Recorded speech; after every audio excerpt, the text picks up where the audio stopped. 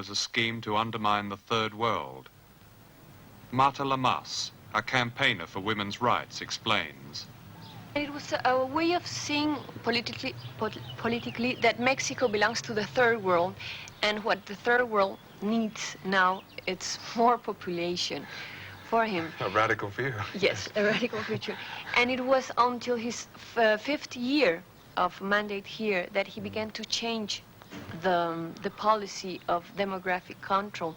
And they have doing it very slowly, and I think that that's not the way out of the problems we have in Mexico. Every ministry has a program that includes birth control.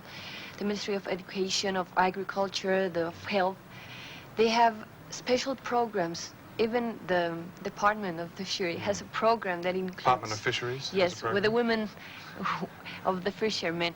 Everybody's very interested. Now, I see a contradiction between this birth control programs the government is trying to do, and at the same time, the restriction they have on abortion laws.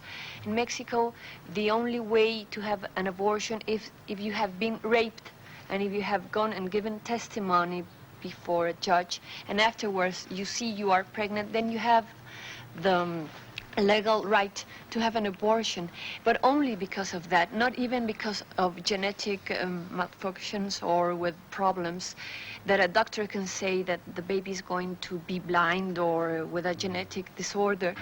So we see a contradiction. What we are in Mexico, the women trying to get the government to approve is what we call voluntary maternity, that we have the kids we want to have, but only the kids we want to have.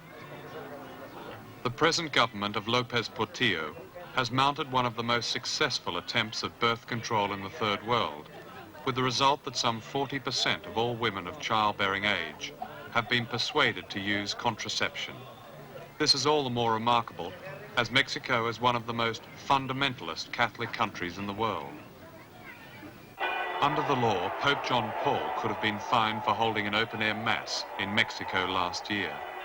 For the church is still remembered in Mexico for its extreme wealth and power and inquisitional cruelty.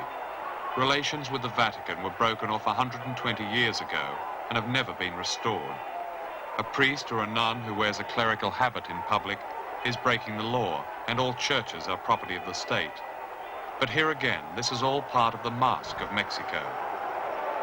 Under our Constitution, a priest told me, his voice heavy with irony, I am an outcast of the state.